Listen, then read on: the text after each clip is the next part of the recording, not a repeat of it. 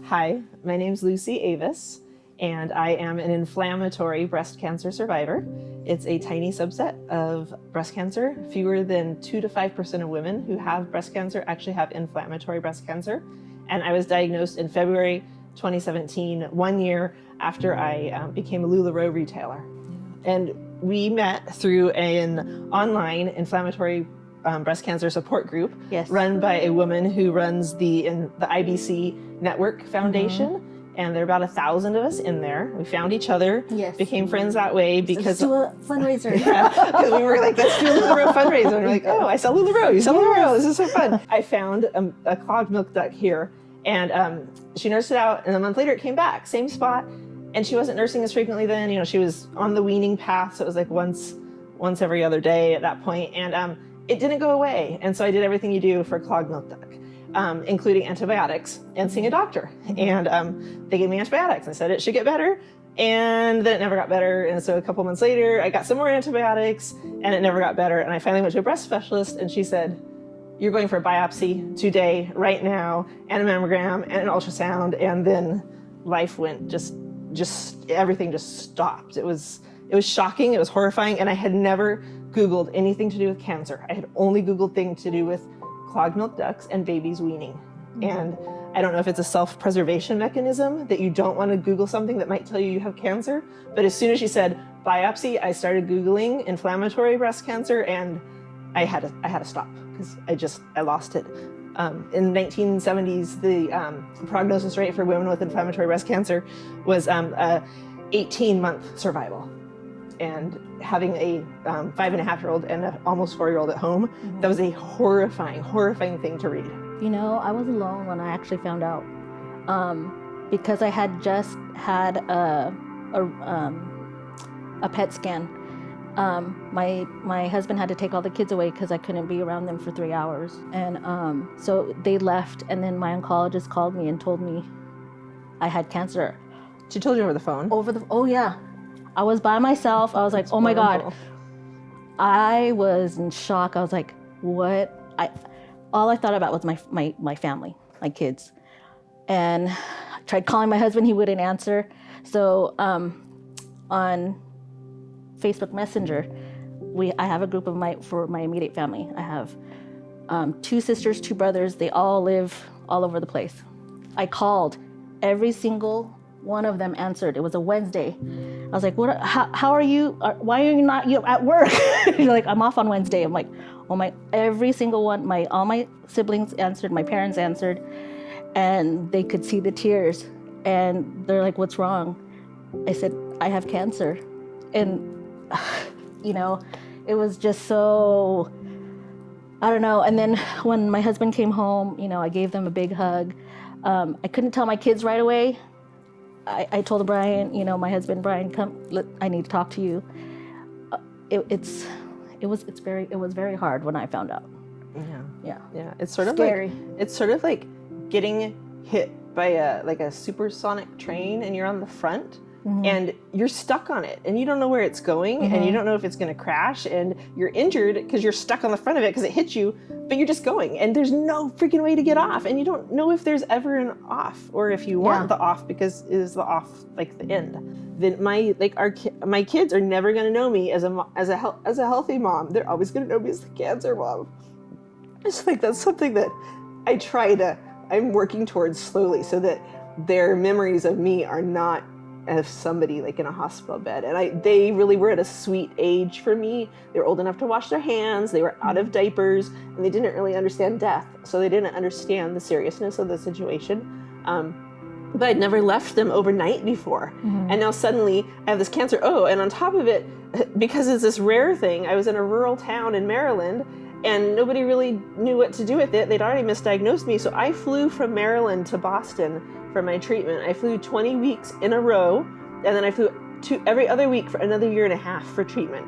And so some of those visits, you know, you want somebody to go with you. So I wanted my husband to go with me. Well, we had to go, and it had to be a day trip and have to spend the night, and who watches the kids, you know? So it was a huge lifestyle change for us as a family. When I was first diagnosed, I asked my oncologist, I go, what's the prognosis? He said 2 months to 2 years. it's been over 2 years. It's 2.5 years. So with all the new medications and, you know, they're coming out with so many new things. And if all this stuff doesn't work, so I haven't gone through chemo yet. I've done radiation. Are you stage? I'm stage 4. So it's also only found, it's not found before stage 3. Right. And there's only 4 stages of cancer. So you are looking at a living terminal woman, Yes. which is amazing. So It's basically, in my bones. Yeah, it means in my bones, that she'll be on treatment Forever. forever. So For life, because yeah. you're going to live till you're 90. Yes.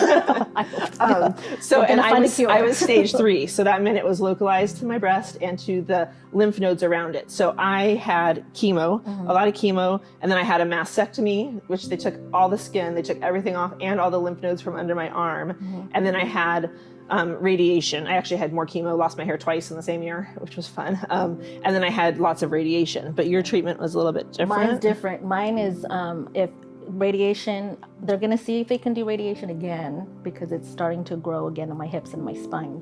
So because they only did 5 rounds of radiation on my spine and on my hips. So I had a total 15 rounds of radiation. And so they said because it was such a low dosage, they're going to try to do it again. But it has to get approved. If this doesn't work, they're going to try chemo. Chemo doesn't work, they're going to do DNA testing on the tumor itself. That's cool. And see if I could qualify for trials that they have. Yeah, I actually did a clinical trial for mine up in Dana-Farber in Boston. So I say that, you know, like my life was saved in Boston. But it was great because you help other people out. But it's treated differently than regular, typical, like a lumpy breast cancer. Our slogan is sort of like no lump, still cancer. And a lot of times it's like a bug bite or the side of somebody's breast gets red, or your breast Like gets an orange larger. peel. Yeah, the orange like peel an orange texture. peel. It's really bizarre. Or your nipple gets like flat, which is sort of Inverted. strange. Yeah. And so sadly, all those signs can also be like mastitis or something that you would have if you were a breastfeeding mom. Because how old was your little one? 6 months. So I found my lump when my son was 6 months. I went in, saw my OBGYN, and he says it's a clogged milk duct. It'll go away. A year later, I went in for my annual checkup. You had it a year? Yeah, I had it a year.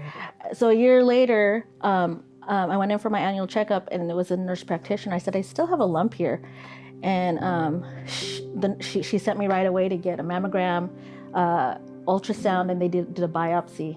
And they said, you do have breast cancer. So went in right away. I didn't realize it was that long. That makes me so mad and so upset. Yes. That's not cool.